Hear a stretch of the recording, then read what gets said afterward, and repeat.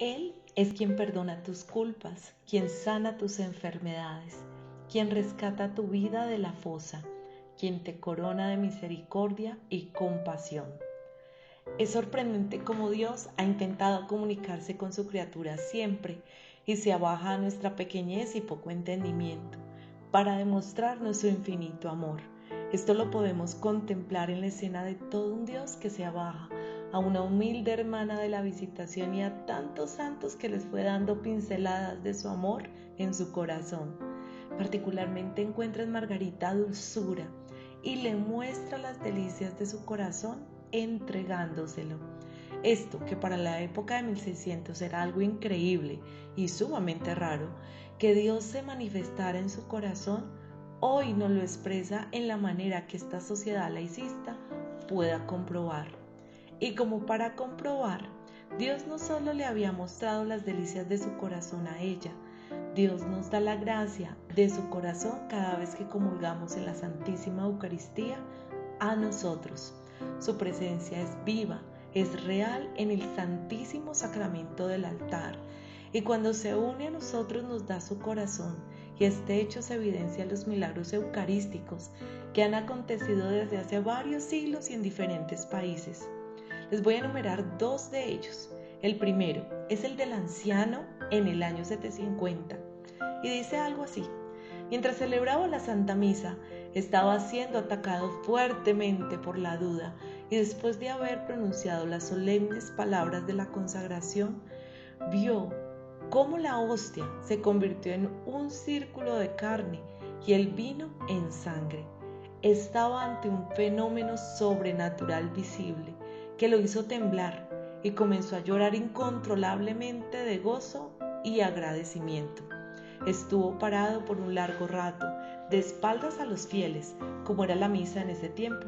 Después se volteó despacio hacia ellos, diciéndole: oh afortunados testigos, a quienes el Santísimo Dios, para destruir mi falta de fe, ha querido revelárseles Él mismo en este bendito sacramento y hacerse visible ante nuestros ojos. Vengan, hermanos, y maravíllense ante nuestro Dios tan cerca de nosotros. Contemplen la carne y la sangre de nuestro amado Cristo. Las personas se apresuraron a ir al altar y al presenciar el milagro empezaron a clamar pidiendo perdón y misericordia. Otros empezaron a darse golpes de pecho, confesando sus pecados, declarándose indignas de presenciar tal milagro. Otros se arrodillaban en señal de respeto y gratitud por el regalo que el Señor les había concedido. Todos contaban la historia por toda la ciudad y por todos los pueblos circunvecinos. La carne se mantuvo intacta, pero la sangre se dividió en el cáliz en 5 partículas de diferentes tamaños y formas irregulares. Los monjes decidieron pesar las partículas y descubren fenómenos particulares sobre el peso de cada una de ellas. Inmediatamente la hostia y las 5 partículas fueron colocadas en un relicario de marfil. En 1574 se hicieron pruebas de la carne y la sangre y se descubrió un fenómeno inexplicable. Las 5 bolitas de sangre coagulada son de diferentes tamaños y formas, pero cualquier combinación pesa en total lo mismo. En otras palabras, una pesaba lo mismo que 2, 2 pesaba lo mismo que 3 y 3 lo mismo que 5. Este resultado está marcado en una tabla de mármol en la iglesia. A través de los años se han hecho muchas investigaciones. Nuestro Señor se ha permitido ser pinchado, cortado, examinado a través del microscopio y fotografiado. A las distintas investigaciones eclesiásticas siguieron las científicas, llevadas a cabo desde 1274, en 1970, en 1971 y en 1981. En estas últimas, el eminente científico profesor Odoardo Linoli, docente de anatomía e histología patológica y en química y microscopia clínica, con la colaboración del profesor Ruggero Bertelli de la Universidad de Siena, utilizó los instrumentos científicos más modernos disponibles. Los análisis realizados con absoluto rigor científico y documentados por una serie de fotografías al microscopio dieron los siguientes resultados. La carne es verdadera carne, la sangre es verdadera sangre. La carne y la sangre pertenecen a la especie humana. La carne está constituida por el tejido muscular del corazón. En la carne están presentes en secciones el miocardio, el endocardio, el nervio vago y por el relevante espesor del miocardio, el ventrículo cardíaco izquierdo. La carne es un corazón completo en su estructura esencial. La carne y la sangre tienen el mismo grupo sanguíneo, AB. En la sangre se encontraron las proteínas normalmente fraccionadas con la proporción en porcentaje correspondiente al cuadro seroproteico de la sangre fresca normal. En la sangre también se encontraron estos minerales: cloruro, fósforo, magnesio, potasio, sodio y calcio.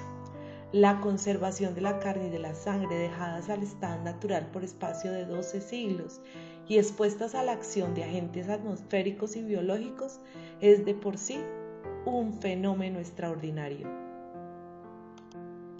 El segundo milagro eucarístico es de Argentina en los años 92, 1994 y 1996.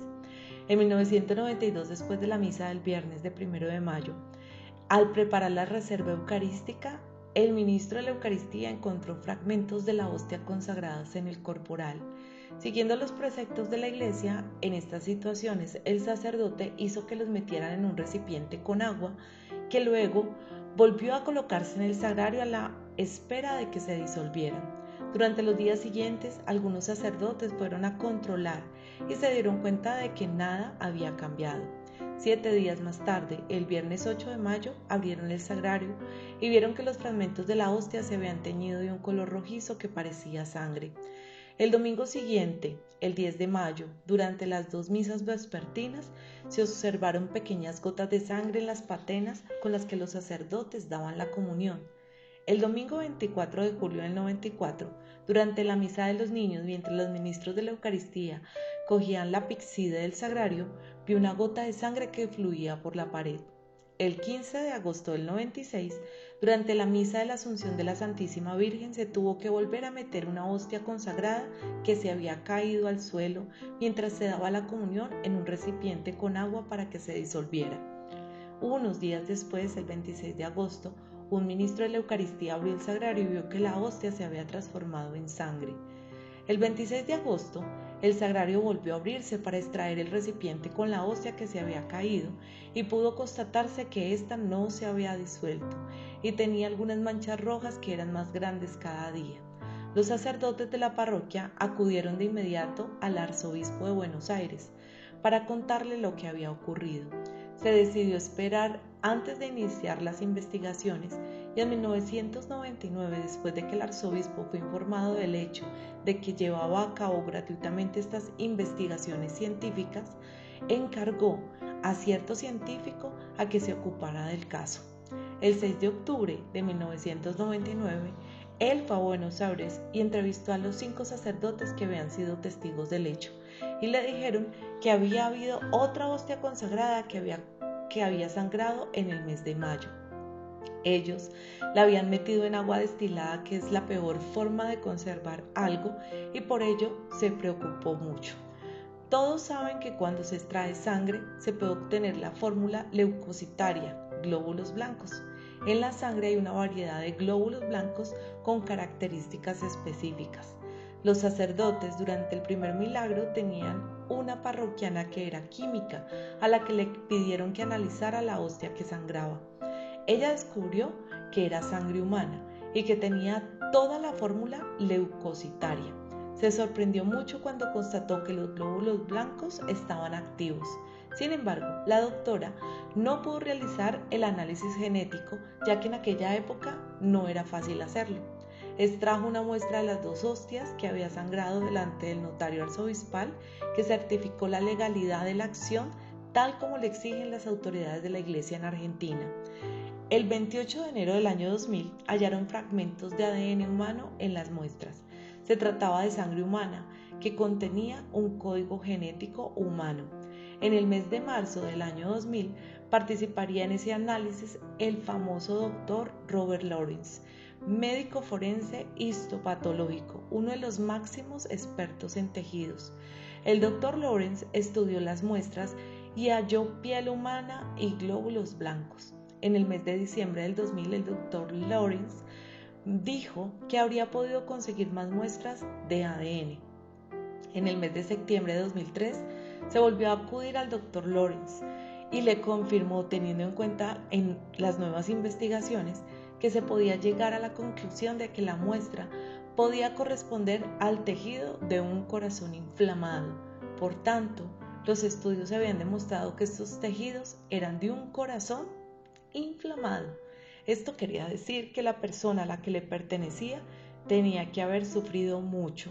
Para aclarar nuestras dudas, el 2 de marzo de 2004, acudimos al mejor experto de patologías cardíacas y medicina forense, el Dr. Frederick Sungit de Nueva York, de la Universidad de Columbia.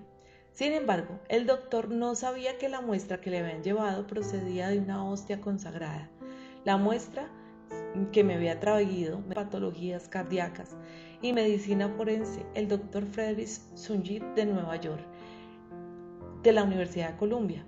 Sin embargo, el doctor no sabía que la muestra que le habían llevado procedía de una hostia consagrada. La muestra que me había traído, me dijo el doctor Sungit, es el músculo del corazón, del miocardio, concretamente del ventrículo izquierdo, y me confirmó que mi paciente tenía que haber sufrido mucho. Entonces le pregunté, doctor, ¿por qué ha sufrido mucho mi paciente?